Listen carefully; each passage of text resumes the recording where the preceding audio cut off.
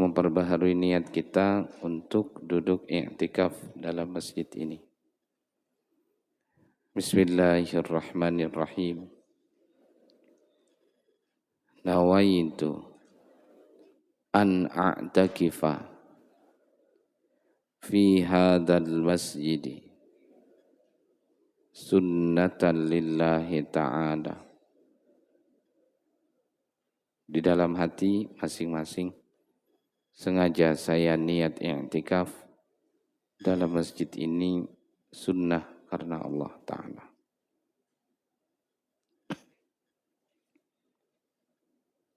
Bapak Ibu jamaah salat subuh yang dirahmati oleh Allah Subhanahu wa Ta'ala, pada subuh kali ini kita coba menjawab beberapa pertanyaan yang masuk ke kami secara acak. Ada beberapa yang bertanya dan sifatnya pertanyaan itu memang pertanyaan bahasa fikih, sehingga tema kita itu agak bercampur lah karena ada pertanyaan yang beda bab sebetulnya. Jadi yang pertama mengenai ini di bab fikih ibadah dulu sudah kita sampaikan. Posisi tangan yang paling afdal ketika seseorang sujud, kalau di fikih di sini, yaitu yang sejajar dengan bahu, meletakkan ujung jari itu. Jadi kalau pas sujud, nih ukuran jarinya ini sejajar bahunya, maksudnya di lantai itu berarti bukan di atas sini gitu nah, tapi letakannya di lantai lah. Meskipun ya tidak mengapa, tidak masalah kalau kemudian di atas bahu, tapi kalau tadi bicara yang lebih afdal, lebih utama, maka di sini memilih pendapat atau disampaikan bahwa yang paling utama itu, jadi begitu kita Allahu Akbar sujud, ini tangan kita ini ukuran jarinya ini sejajar bahu ujungnya ini, nah berarti agak di ke bawah dikit ya. Nah, dan di fikih perbandingan mazhab pun, artinya lintas mazhab yang lain, cara itu adalah yang afdal, artinya berarti disepakati oleh jumhur bahwa cara itu lebih utama. Meskipun ada beberapa cara lainnya lah. Itu yang pertama. Lalu yang kedua, ini yang kami dapati pertanyaannya agak jauh beda, bab tentang munakahah, pernikahan. Dulu pernah kita sampaikan urutan wali yang bisa menjadi wali gitulah dalam pernikahan seorang perempuan itu. Lalu yang beliau bertanya, bisakah anak laki-laki yang sudah dewasa menjadi wali untuk ibunya? Mohon maaf, misalkan ada seorang perempuan yang telah janda, bisa dengan telah ditinggal wafat oleh suaminya ataupun mungkin bercerai dan punya anak. Anaknya ini laki-laki, telah dewasa, besar sudah, berumur sudah anaknya, lalu si ibu mau menikah, sementara dia memilih walinya itu adalah anaknya. Ternyata di dalam mazhab Imam Syafi'i hal tersebut tidak masuk yang bisa kategori yang bisa menjadi wali. Berarti nanti walinya hanya diserahkan ke wali hakim bahasanya, ke penghulu bahasa kitanya. Tapi ternyata ada mazhab, bahkan beberapa mazhab lah di luar mazhab Syafi'i, tapinya ini sebatas pengetahuan. Artinya suatu saat kalau ada orang bilang bahwa anak laki-laki itu bisa jadi wali, berarti itu bukan dalam mazhab Imam Syafi'i. Di antaranya mazhab Imam Abu Hanifah dan mazhab Imam Malik yang menyatakan memang bisa atau sah seorang anak laki-laki yang telah dewasa itu menjadi wali ibunya ketika suatu saat misalnya sang ibu akan menikah lagi. Jadi ini sebatas pengetahuan kita karena secara praktek di tempat kita bermazhab Syafi'i, maka wali seorang perempuan itu tidak ada anak laki-laki, artinya tidak masuk yang bisa jadi wali kalau dalam mazhab Imam Syafi'i. Tapi sebatas pengetahuan kita, kalau ada yang menyatakan bahwa sebetulnya boleh saja, bisa saja, berarti itu dalam pandangan mazhab yang lain. Ya sebetulnya sah-sah saja kemudian menggunakan di mazhab itu. Tapi karena ini sifatnya tidak umum di kita, pada umumnya di kita bermazhab Syafi'i lalu menyatakan tidak sah kalau seorang perempuan menikah yang menjadi walinya adalah anak laki-lakinya, meskipun telah dewasa bahasanya. Karena di mazhab Syafi'i tidak ada. Termasuklah saya pribadi di Fakultas Hukum itu mengajar hukum Islam. Nah, dalam hukum Islam itu ada namanya kompilasi hukum Islam yang dipakai oleh negara.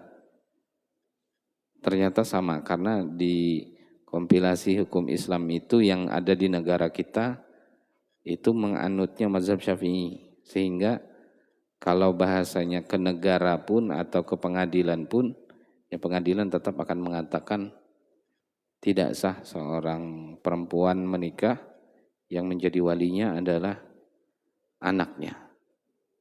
Makanya nanti kalau di mazhab Syafi'i solusinya ya adalah dengan wali hakim dia. Tidak anaknya yang dijadikan sebagai wali. Itu yang kedua.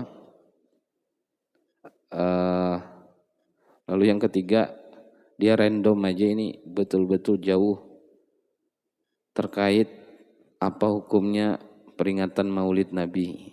Rupanya baru mengalami. Maka kita jawab, peringatan Maulid Nabi itu sesuai apa yang ada di dalam kegiatan itu. Maksudnya, kan di dalam peringatan Maulid Nabi itu ada qiraatul Quran, baca Al-Quran. Bacaan Quran ini sunnah, kita mendengarkan. Begitu juga it'amut ta'am, memberi makan. Atau di dalamnya juga ada mau'izatul hasanah, nasihat-nasihat yang baik. Dan semuanya bersifat sunnah. Berarti Maulid Nabi, peringatan Maulid Nabi itu sesuai apa yang ada di dalamnya. Bisa saja kemudian dia dihukumi sunnah, tapi bisa saja tidak lagi disebut dengan sunnah. Karena tergantung nanti seperti apa pola kegiatan yang dilakukan di dalamnya. Saya baru punya pengalaman di satu musalla, satu langgar, pengajian Maghrib Isya. Jadi begitu Maghrib, saya datang mau sholat Maghrib. Ternyata langgar itu tidak pakai ambal begini, keramik aja. Satu ruangan itu semuanya pokoknya. Saya bingung, kok tidak pakai keramik gitu. Kayak zaman corona aja, tidak pakai ambal. Ini kena corona lagi kayak ini langgar ini. Ambalnya nggak ada. Sholat, selesai sholat, ya dalam tausiah itu, pengajian itu saya sempat bertanya, ini hebat sekali langgar kita ini, tidak pakai ambal. Ternyata pengurusnya langsung bercerita, kami punya ambal, cuma ambalnya lagi di laundry, lagi dicuci, karena baru saja beberapa hari yang lalu ada kegiatan Maulid Nabi, dan ambalnya itu kotor, bekas telur. Karena katanya panitia itu menyediakan dua batang telur itu, rupanya ada ibu-ibu yang membuat, ngasih lagi tambahan sehingga rame banyak. Belum selesai doa, baru selesai tausiah. Ibu-ibu dan anak-anak sudah tidak terbendung, menyerang ke depan. Jadi maju karena dia ditaruh di depan. Maju, dan penceramahnya itu menahan anak-anak itu, tapi dengan jumlah yang banyak beliau pun terpental. Jadi anarkis sekali rupanya di situ. Akhirnya beliau mundur ke dekat tempat imam itu. Akhirnya orang-orang ini maju, ya di situ juga ada ibu-ibu. Nah, berebutanlah telur itu. Sampai akhirnya banyak yang jatuhan telurnya sampai terinjak-injak. Akhirnya ia mengotori ambal itu karena musolanya kecil aja. Nah, jika yang seperti ini tentu bermasalah. Sangat bermasalah sekali. Dan itu banyak terjadi di kita lah. Kan gini, menghormati masjid itu hukumnya wajib. Makanya ada sholat tahiyatul masjid kan. Sholat tahiyatul masjid itu kan karena saking diminta hormatnya dengan masjid. Makanya puncaknya haram seseorang dengan sengaja membuat masjid itu kotor. Nah, berarti peringatan Maulid Nabi yang dilaksanakan saat itu tidak lagi menjadi sunnah. Bahkan bisa saja sampai berdampak kepada haram. Oleh karena itu ya tentu ini juga jadi pelajaran bersama buat kita ketika mengadakan peringatan Maulid ataupun kegiatan yang lainnya, perlu juga dipikirkan bahwa hak-hak masjid itu tetap wajib dijaga. Tetap harus diperhatikan. Coba kita mau masuk masjid saja kan berbeda dengan kita ketika mau masuk tempat lain. Bahkan turun dari rumah, dulu mungkin pernah kita sampaikan.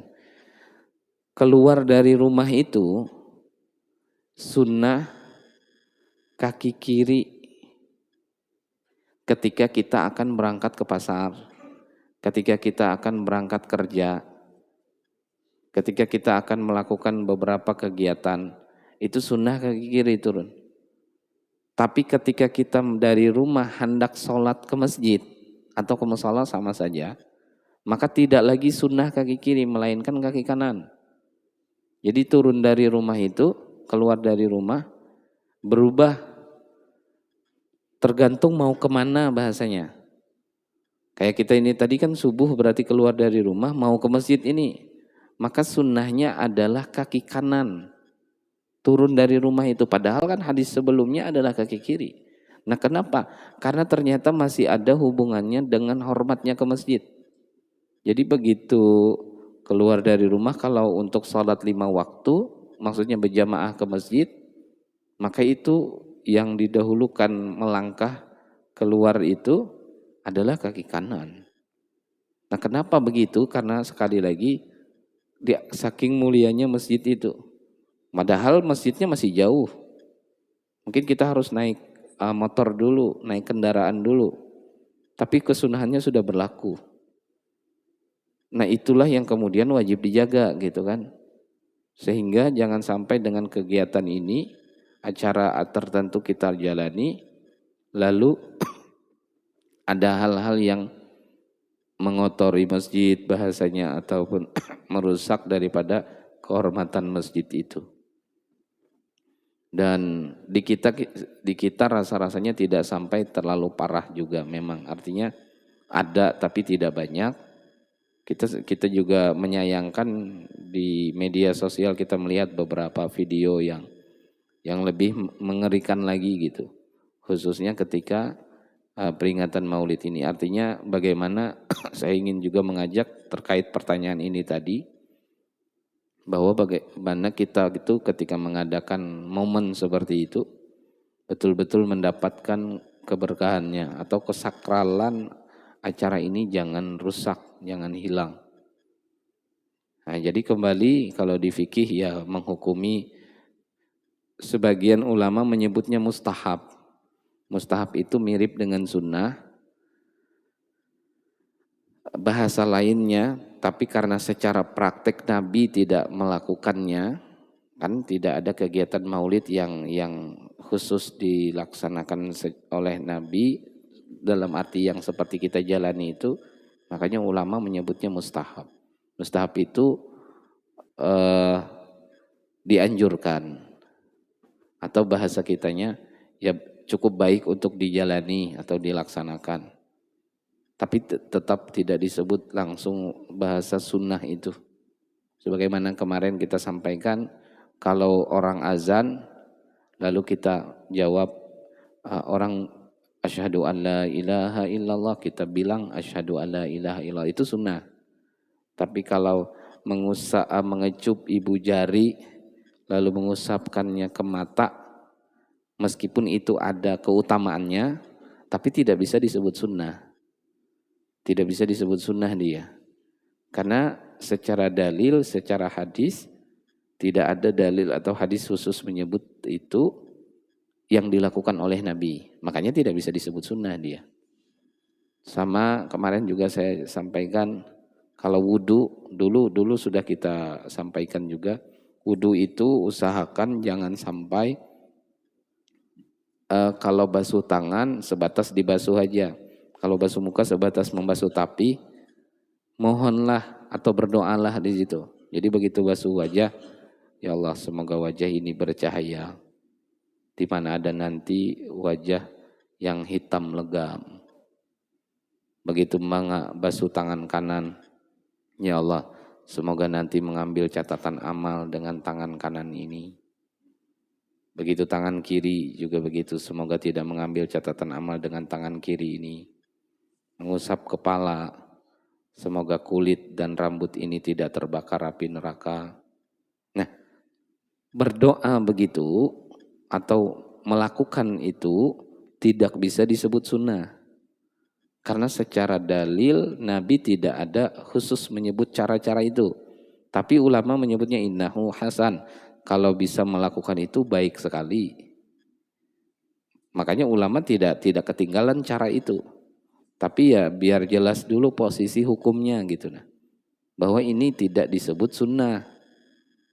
Nah begitu pula dengan sekali lagi dengan momen maulid tadi.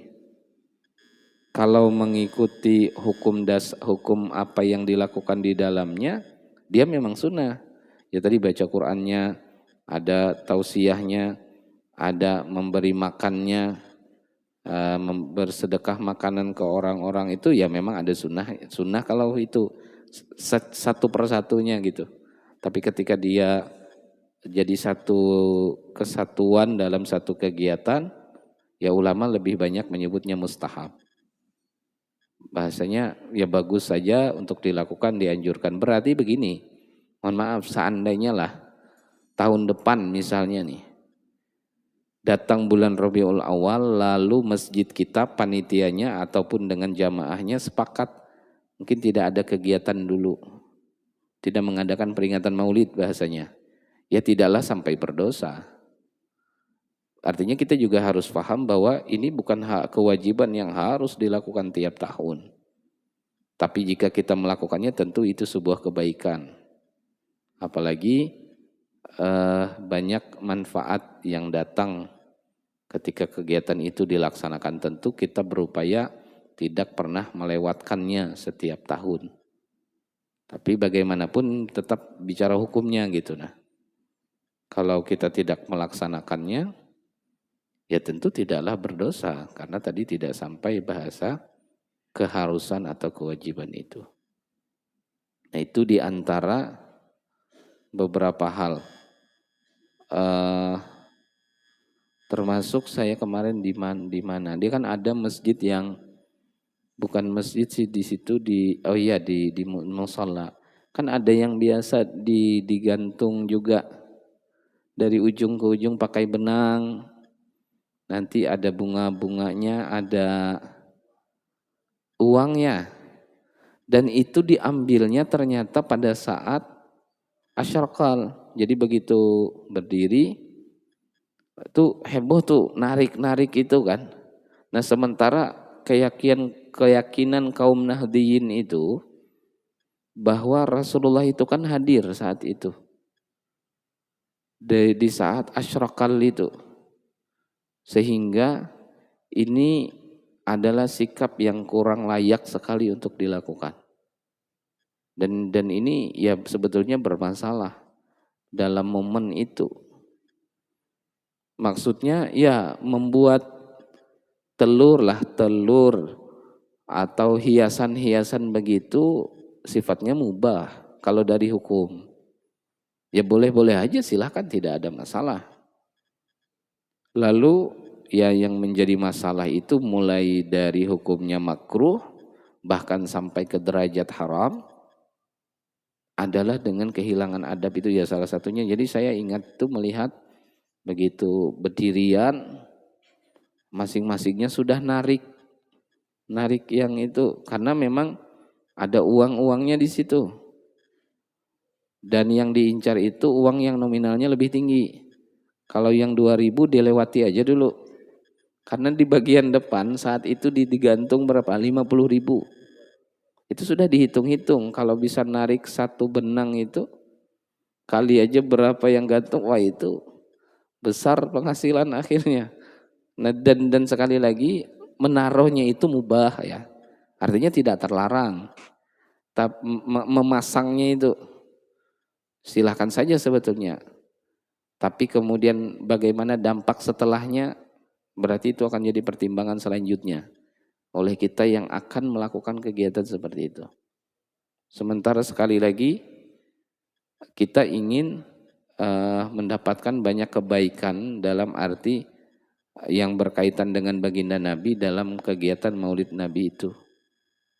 Dan sekali lagi ini penting untuk dipahami bersama. Kalau tidak ada itu lalu kemudian membuat kegiatan menjadi lebih sakral, lebih khusyuk jamaahnya, saya pribadi lebih memilih tidak perlu ada gantungan-gantungan atau ada telur itu. Kalau jika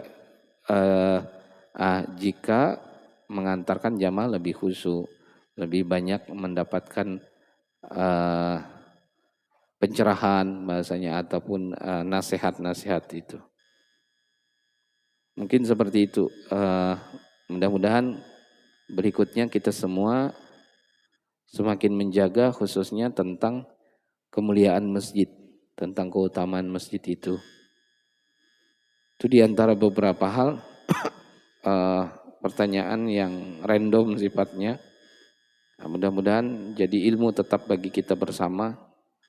Dengan pertanyaan ini kita bisa paham bahwa ada sikap-sikap, ada cara yang seyogyanya yang paling layak, paling pantas untuk kita lakukan atau yang kita ambil, pilih ketika menjalani ibadah. Tadi dalam sholat beberapa pertanyaan itu. Mungkin itu sebagai pengantarnya. Seperti biasa, silahkan kepada jamaah sekalian. Jika ada yang ingin ditanyakan terlebih dahulu terkait tadi, atau mungkin beberapa hal lainnya.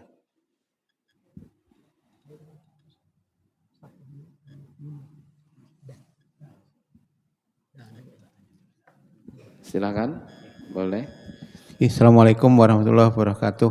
Waalaikumsalam. Ustadz, ini juga menyambung pertanyaan dari jamaah. Ini berkaitan dengan kegiatan rutin yang istilahnya sudah jadi kebiasaan si jamaah ya. Kalau umpamanya biasa sholat qobliyah kemudian ternyata tidak cukup waktunya, itu kan boleh diganti di waktu yang lain ya. Nah itu ada Iya, batasannya enggak Ustadz? Apakah umpamanya qobliyah zuhur itu hanya sampai batas asar saja atau bagaimana? Kemudian iya, juga misalkan sholat tahajud malam, dia ternyata karena saking lelahnya tidak terbangun gitu. Kemudian dilaksanakan pagi hari. Begitu juga sholat witirnya. Itu apakah diperbolehkan gitu Ustadz? Gitu. hmm, Ataukah ibaratnya ya sudah istilahnya karena memang sudah terlewat mungkin begitulah caranya mendapatkan takdir bahwa waktu itu istilahnya diringankan lah gitu istilahnya. Gitu. Bagaimana? Terima iya. kasih. Assalamualaikum warahmatullahi wabarakatuh. Waalaikumsalam warahmatullahi wabarakatuh. Pertanyaan itu sebetulnya terkait masalah mengqadha salat sunnah. Kan itu. Karena salat sunnah itu telah terlewati waktunya. Momennya sudah terlewati. Pertama, hadisnya di Bukhari juga Muslim, semua rata-rata hadisnya berderajat sahih, bahwa secara praktek Rasulullah itu pernah melakukan yang namanya mengqadha salat sunnah, bukan yang wajib ya, salat sunnah. Karena kalau yang wajib, Rasulullah sudah jauh-jauh hari sudah menyebutkan terkait falyusalliha idza dzakaraha, atau secara praktek waktu perang Khandaq Rasulullah mengqadha itu.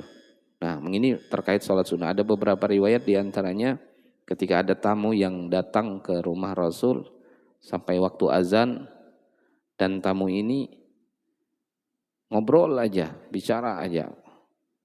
Padahal orang sudah azan, sudah bahkan selesai azan, sampai akhirnya Rasulullah tidak sempat sholat sunnah lagi. Dalam satu riwayat pada saat itu sholat zuhur. Di riwayat yang lain menyebut sholat asar. Tapi pada intinya Rasulullah setelah itu mengganti daripada sholat sunnah qobliyah, itu yang diganti. Nah, berdasarkan ini bahwa jelas sholat sunnah itu kemudian bisa saja diqadha, diganti. Nah, pertanyaannya adalah apakah mengqadhanya itu harus segera dalam arti waktu, misalkan tadi sebelum zuhur nih belum sempat karena datang ke masjid ternyata orang sudah iqamah, lalu dia ikut sholat berjamaah, selesai zuhur kan ada ba'diyah, dia sholat ba'diyah zuhur, habis itu lalu dia mengqadha daripada qobliyahnya. Jawabannya tidak lagi sebetulnya terikat dengan waktu. Berarti tidak saat itu dia mengqadha, tidak mengapa.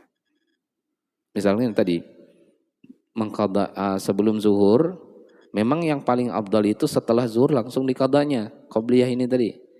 Tapi ternyata dia setelah zuhur hanya sholat ba'diyah, pulang ke rumah, lalu nanti melakukan aktivitas sampai asar, habis maghrib, karena dia mungkin beriktikaf di masjid, lalu ingat, oh siang tadi ada belum sholat qobliyah zuhur, lalu diqadhanya. Habis maghrib itu antara maghrib isya itu mengqadha salat sunnah sebelum zuhur, maka tentu itu bisa saja dia lakukan. Karena definisi qadha itu adalah melaksanakan salat di luar dari waktu yang sudah ditentukan. Kan qobliyah zuhur ditentukan sebelum zuhur, seyogianya begitu. Begitu juga dengan salat-salat yang memang ada waktunya. Salat duha, sholat tahajud di malam hari selepas isya sampai menjelang subuh. Lalu satu kesempatan dia tidak bisa lagi, misalkan rutin sholat duha, pada saat itu ada kesibukan urusan akhirnya tidak bisa sholat duha. Ternyata digantinya sholat duha ini tengah malam nantinya, maka tidak mengapa. Artinya sekali lagi dia sudah tidak ada waktu khusus setelah itu, di mana dia mau mengganti, dan sebuah kesunahannya lebih cepat menggantinya itu lebih utama. Jadi misalnya tertinggal sebelum subuh tadi tertinggal, habis subuhannya itu lalu dia langsung mengqadha, itu lebih utama. Meskipun nanti siang-siang boleh, pas siang-siang jam-jam 9 selain sholat duha, ingat oh subuh tadi tidak sempat sholat sunnah sebelum subuhnya, lalu diqadha bisa. Artinya boleh untuk dilakukan itu dan sah dalam bahasa fikih. Mungkin seperti itu. Nggih. Jadi untuk waktu qada itu tidak berlaku larangan sholat setelah, Betul. iya. Iya. Nah, karena kan kita tidak boleh melakukan sholat sunnah setelah sholat subuh sampai waktu Isra, demikian juga setelah sholat asar. Apakah itu iya. berlaku, Ustaz? Terima kasih. Jadi sekali lagi khusus untuk mengqadha, maka dia tidak berlaku waktu-waktu terlarang. Inda qabla zawal itu kan matahari istiwa, persis di atas itu kan juga waktu yang dilarang untuk sholat. Tapi tidak berlaku untuk mengqadha. Jadi kalau mengqadha meskipun di waktu tersebut dan yang diqadha hanya sifatnya sunnah, tetap tidak ada larangan itu. Artinya yang dilarang itu kan diantaranya sholat sunnah mutlak atau memang sholat ba'diyahnya khusus untuk subuh ataupun asar tersebut. Jadi kalau yang tadi mengqadha tidak berlaku larangan tersebut. Berarti apa? 24 jam nonstop bisa saja mengqadhanya di mana? Dimanapun begitu. Tidak berlaku larangan-larangan itu. Mungkin seperti itu. Ya, mungkin satu lagi Ustaz. Bismillahirrahmanirrahim. Assalamualaikum warahmatullahi wabarakatuh. Waalaikumsalam. Ini bukan sebuah pertanyaan Ustaz, hanya memohon pendapat Ustaz terkaitan dengan menjaga masjid tadi Ustaz. Mungkin memang terjadi dengan peringatan Maulid khususnya setelah di masjid ini beberapa kali mengadakan maulid, dulu mengadakan maulid itu karena mungkin ketidakmengertian atau tidak ketahuan bahwa kegiatan itu kelihatannya akan banyak membawa mudarat daripada manfaatnya gitu. Terutama terkait dengan konsumsi tadi. Ini mohon penjelasannya Ustaz, apakah sebaiknya seremonial peringatan itu ketika menyangkut masalah konsumsi itu dilepaskan dari dalam masjid? Karena setelah saya amati bahwa selesai acara diadakan makan, memang ya alhamdulillah di masjid ini sama-sama tahu aja gitu lebih meriah gitu makannya itu. Tetapi jamaah itu karena makannya ada di luar, keluar masuk masjid ini terjadi ini tidak menggunakan sandal.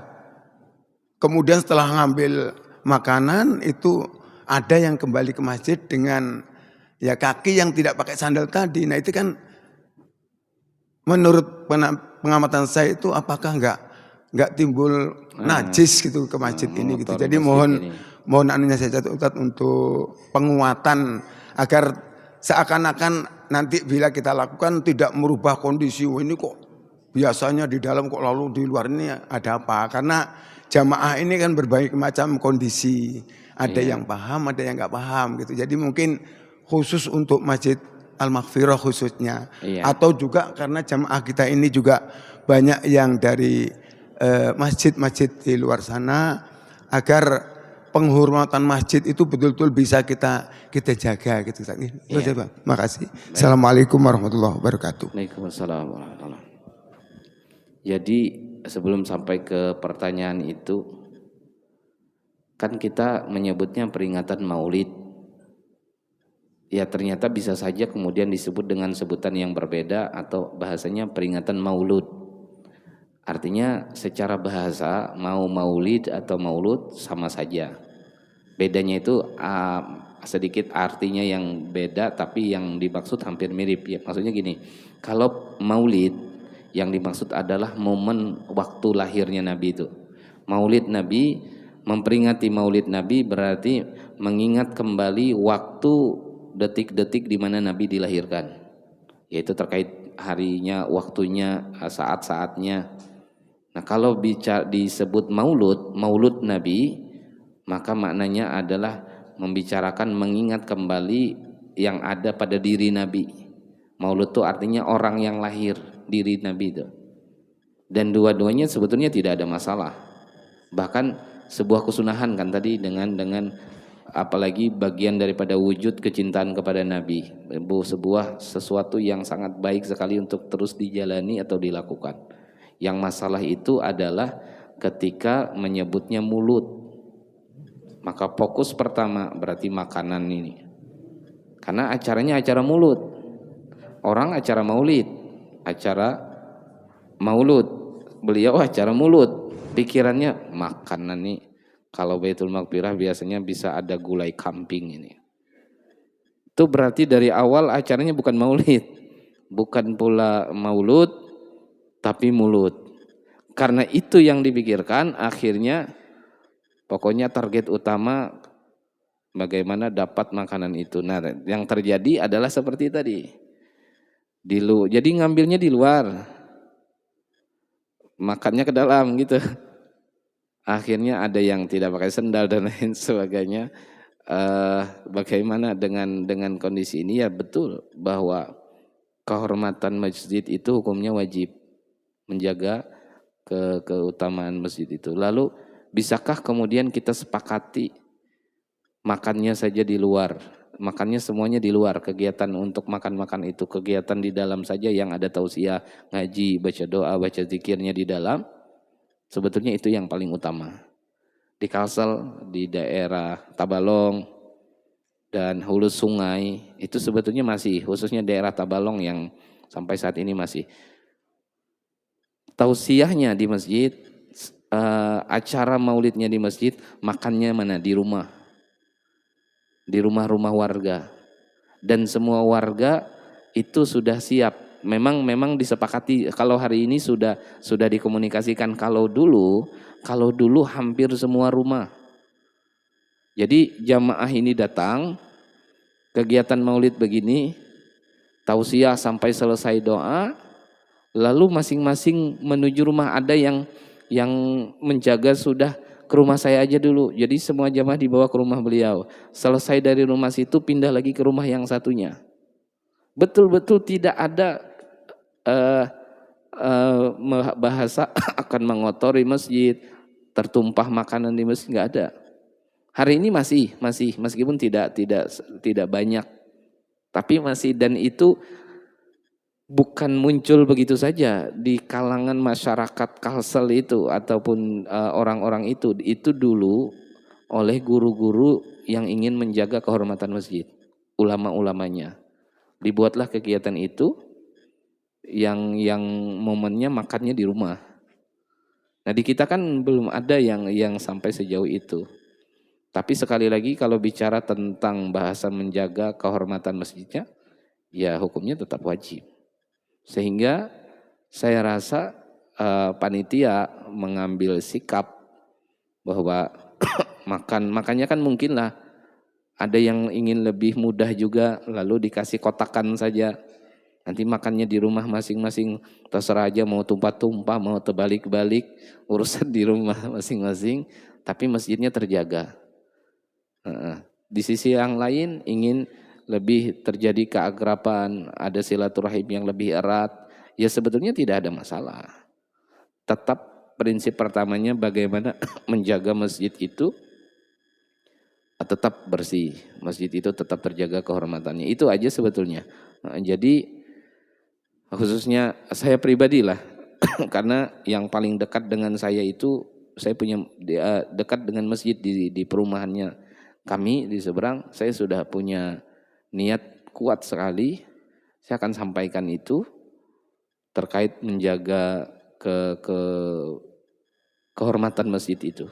Karena jujur saja sampai saat ini di masjid kami pun masih terkait telur yang ditarik-tarik, yang diperebutkan itu. Kemarin-kemarin telur itu biasa aja, tapi begitu giliran pas maulid kayak istimewa sekali telur itu. Sampai diperebutkan oleh banyak orang. Kemarin-kemarin telur rebus itu biasa saja. Hari ini kalau di beberapa tempat lain, jadi ginilah ibu-ibu, bisa saja artinya ini untuk berikutnya lah sebagai bekal kita.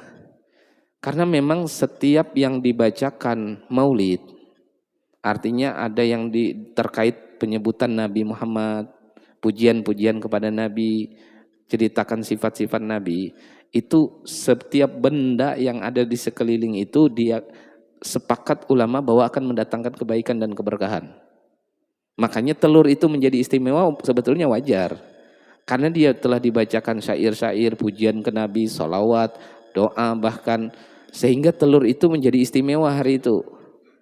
Betul aja sebetulnya itu. Cuman cara memperebutkannya aja yang bermasalah. Nah di Kalimantan Tengah kami di sana itu tidak pakai telur. Tapi garam. Untuk apa? Nanti garam itu dibagi di semua jamaah khususnya ibu-ibu. Garam ini nanti dibawa pulang buat masak di rumah. Sehingga semua orang rumah itu merasakan keberkahan dari garam yang telah dibacakan maulid. Satu rumah merasakan manfaatnya. Yang penting jangan digantung-gantung garamnya lalu ditarik. Ya ini sama aja kayak telur jadinya. Dan itu tinggal sebetulnya kan panitia bisa saja membuat, diatur kan, dalam arti nanti insya Allah semuanya tetap kebagian, dibagi satu orang satu. Sebetulnya terkait teknis saja ini, karena hal itu juga bukan yang dilarang pada dasarnya. Jadi ini saya rasa sebagai pertimbangan kita untuk berikutnya, bahwa semangat kita untuk kebaikan ini telah ada. Mudah-mudahan caranya tidak salah gitu. Dan niat kita, niat yang baik itu juga tidak berubah dengan sikap-sikap kita itu. Mungkin seperti itu. Baik, mungkin itu saya rasa cukup. Mudah-mudahan ada manfaatnya. Mohon maaf atas segala kekurangan. Saya yakin kita semua menginginkan sekali kebaikan ataupun khususnya syafaat dari baginda Nabi. Ya mudah-mudahan setiap yang kita lakukan, niat kita semua menjaga keutamaan masjid, kebersihan masjid itu bagian daripada bukti kita atau mengantarkan iman kita yang baik tentunya. Semoga Allah ridha terhadap itu semua. Amin. Amin ya rabbal alamin. Insyaallah kita baca doa selepas dari salat sunnah isyraq. Kita tutup dengan doa kafaratul majlis. Subhanakallah wa bihamdika asyhadu an la ilaha illa anta astaghfiruka wa atubu ilaik. Assalamualaikum warahmatullahi wabarakatuh.